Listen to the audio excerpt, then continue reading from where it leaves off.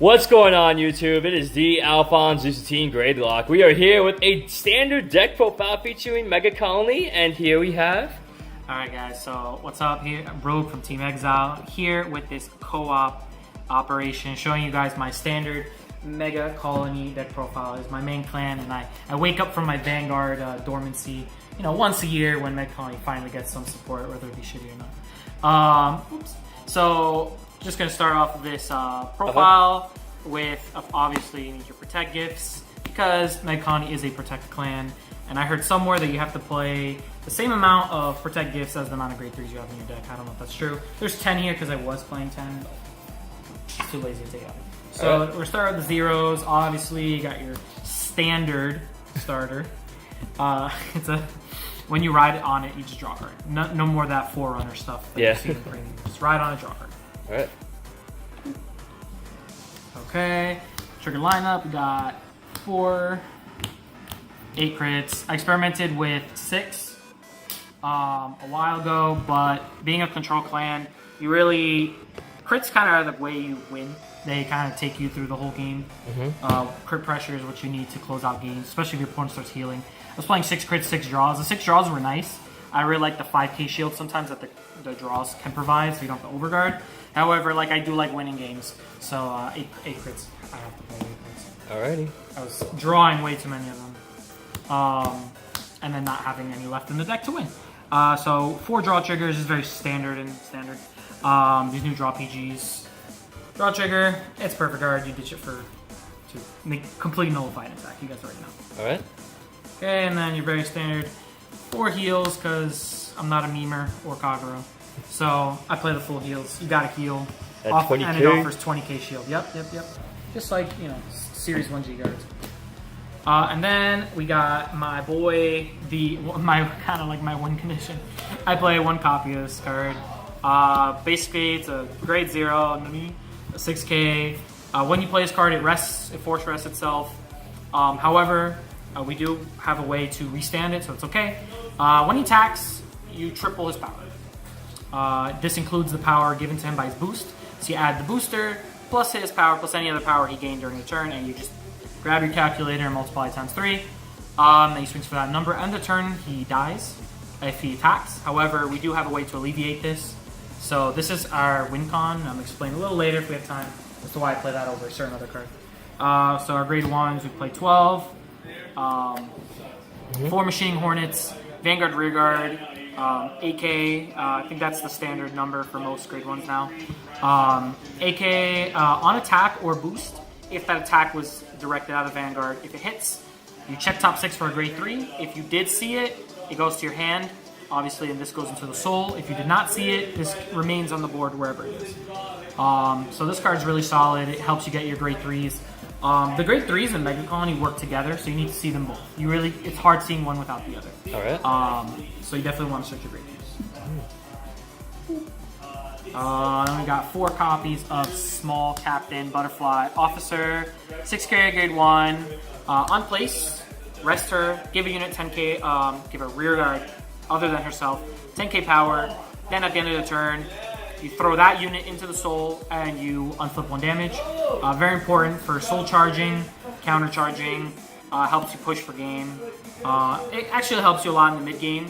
It gives you the counter blast you need to keep going, to keep your offensive chains going. So you definitely need to see this card. Very, very important. Then we play 4 copies of Spiteful Hopper, another super important card. Actually wasn't playing this once upon a time, but I regretted it completely. On place, AK grade 1, Soul Loss 1, give a unit 6k power. Then, if you have no face-up damage, you unflip 1 damage.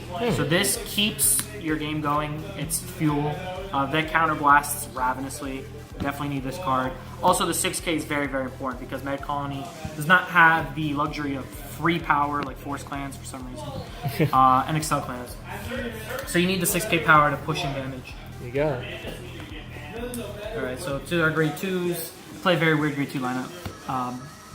Play 3 Machining Mantis.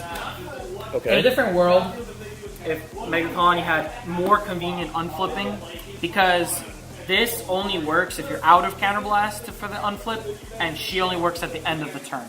So you have to really sequence your unflipping to be able to play. And we all know, because of top deck mechanics, we don't always have that sequence available to us. So I played 3 of this card. It's super good. It's on place, 9k, grade 2. Because, you know, Busher Curse protect clans with 9k grade 2s. On place or ride, Counterblast 1, check top 6 for grade 3, add it to your hand, then this unit gets +6. If you don't get the grade 3, it still gets +6 power. Important for multiple reasons. It helps you get the correct grade 3 to ride first, because you really want to ride Spark Hercules as your first.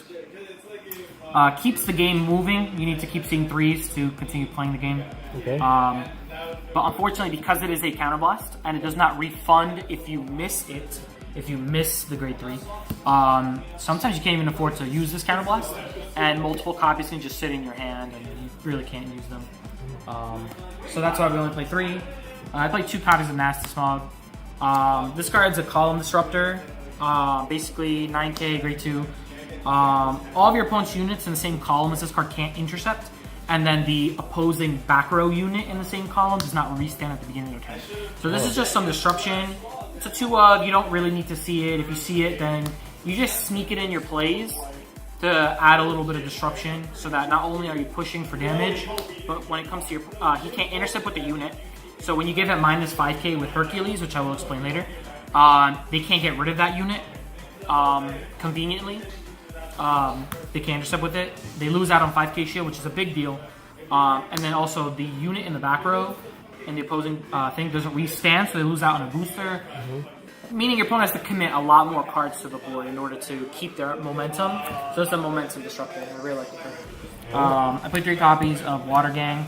Card's amazing. I would play 4, however, it has that lovely Counterblast word on it, which I can't afford. I'm very poor in this deck. And seeing multiple copies of it late game is actually really bad, because all it does is when this unit stands, you Counterblast 1, throw it in the soul, and you draw 2 cards. So late game, when A, you can't afford Counterblast because you're running on empty, B, you need power to push for game, and you're not getting it with this. So I only play 3. You ideally want to ride it as your grade 2 target. Ride it, call it from the soul with Stag Beetle, stand it with Hercules, that's the combo. Throw this in the soul for a Counterblast, draw 2. However, that combo is 3 Counterblasts. A lot of Counterblasts, half your life total. So that's why I only play 3 of this card. You want to see it once and really once only, because you could repeat, you could rinse and repeat this unit. You could use the same one in your soul like twice. So we only play 3 of it just to see it. And then literally the most important grade 2 in the deck, you have to see this card. You absolutely have to see Bloody Hercules. 9k grade 2, on place, Soul Blast 1, give it +6k. Then Van Rear, if it hits, unflip a damage.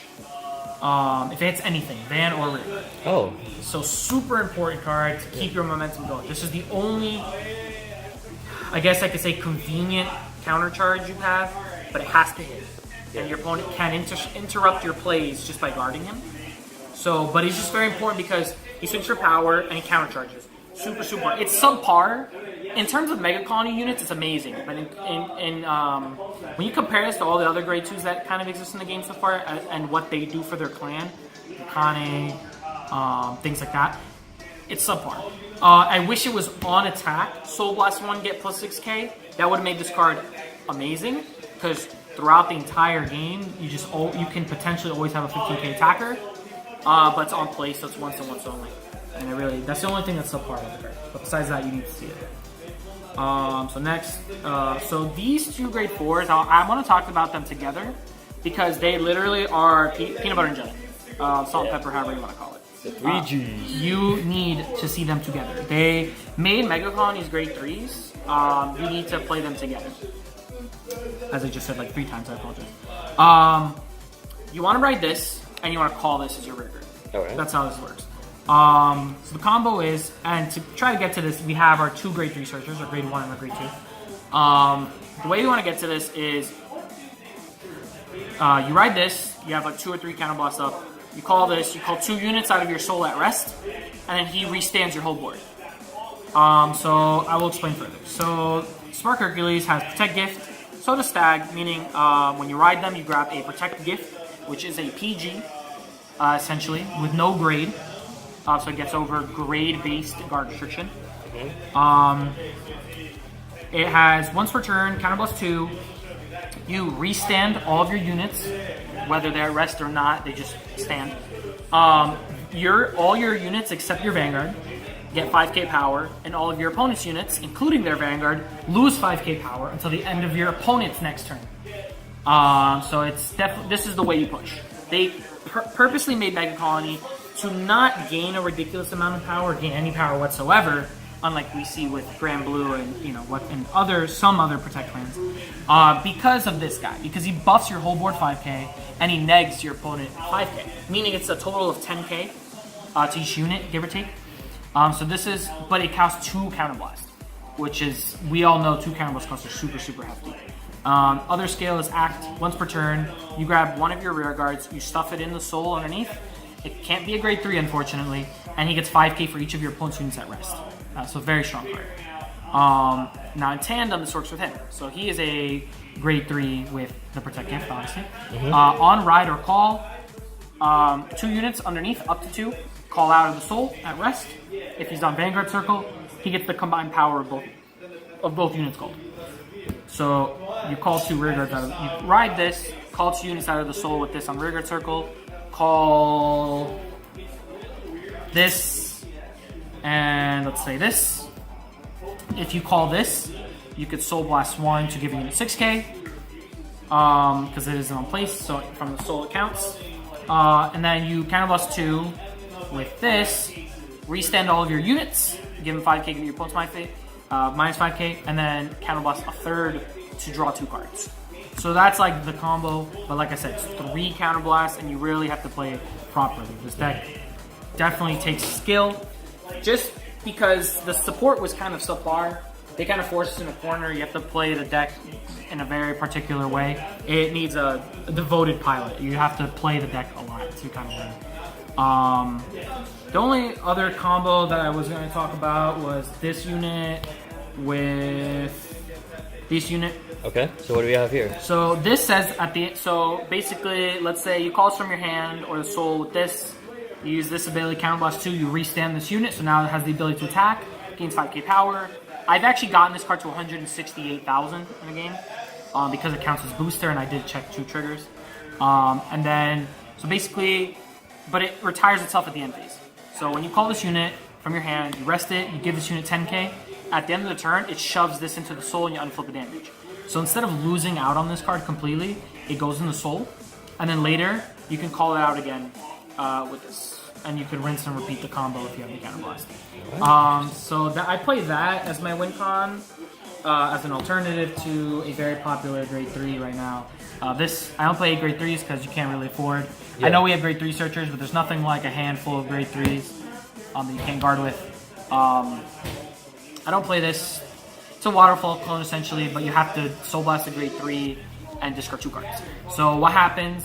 Megacolony kind of has this curse that other Protect lands kind of don't have, in my opinion, that you don't want to ride this over this.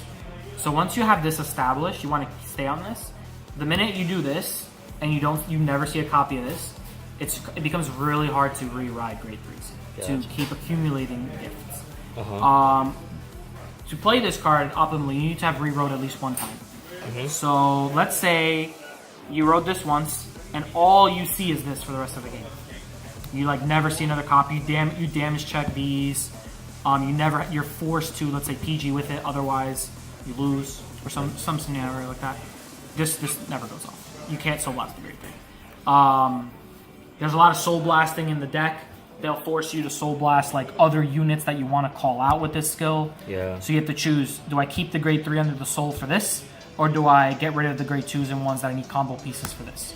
Because if you have just this in the soul, if you have this and a grade 3 in the soul, what do you Soul Blast for this to get 60 power? And one can say, oh, then just don't Soul Blast. Okay, sure, don't get 60 power. Your opponent's just going to easy time guard it. You have to win the game eventually, guys. So, that's basically why I don't like this card. And it's very win more. If you discard 2 cards, you don't kill them, now what? You just got rid of 2 Protect gifts or whatever. And now your opponent is on the attack after you discarded 2 cards. So it could be very detrimental. I probably only killed people 2 times with that, and I've probably played at least 40 games already. All right. I played 40 games. I think I've only killed twice with this. And I just put this card in the deck today, and I killed with it once. Right, Nem? Oh no, he refused to die to it. I put this in today, and I killed with it. Game 1. I was just like, boop, 168. All right. And he was like, you know what? I'll take that. I won't take this because that's a meme, and I don't want to get memed. So yeah, guys. Last but not least, I want to give a huge shout out to Team Gradelock for allowing me to do my deck profile on their channel. They're a great team, and this is Rogue at Game On signing out. All right, thanks, Paul, for the deck profile. Feel free to comment down below with any comments and or suggestion. I'll get Paul to reply to you directly. Hate my deck, guys. Yeah, all right, guys. Team Gradelock, Team XL signing out.